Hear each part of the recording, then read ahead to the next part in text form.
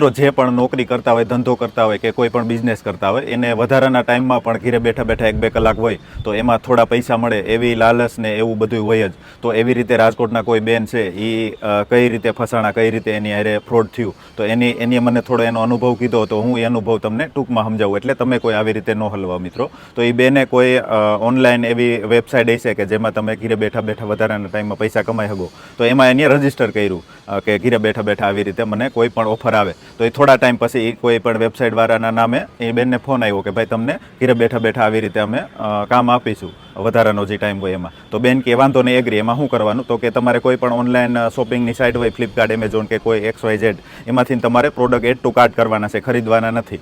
એટલે આ બેનને એમ કીધું કે ભાઈ એમાંથી એ કંપનીની ક્રેડિટ વધે ને કંપની અમને આપે ને અમે તમને આપીએ, એવી રીતે એ બેનને સમજાવ્યા. તો એ બેન એગ્રી થઈ ગયા. તો પહેલે દી એ બેને કર્યું તો એને 200 રૂપિયા મળ્યા, બીજે દી કાંઈક 300 રૂપિયા મળ્યા. એવી જ રીતે બેનને 1500 રૂપિયા મળી ગયા. પછી સામેથી પાછો ફોન આવ્યો કે હવે તમારે વધારે કમાવા છે. તો બેન કે હા, તો વધારે કમાવા હોય તો અમારી પ્રીમિયમ મેમ્બરશિપ લેવી પડશે.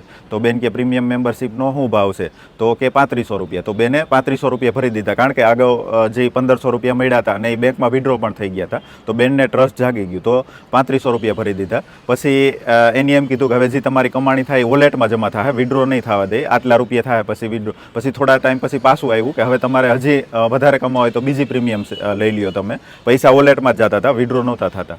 પછી બેન પાસેથી 10,000 લેવડાય. એવી જ રીતે બેન પાસેથી 10,000 થી 15,000 રૂપિયા કંપનીએ લઈ લીધા હતા. પછી એમ કીધું કે હવે જે તમે કરો એમાં કાંઈક ટેકનિકલ એરર આવી ગઈ છે, તો અમારી ટીમને સુધારવા માટે 40,000 ભરવા પડશે.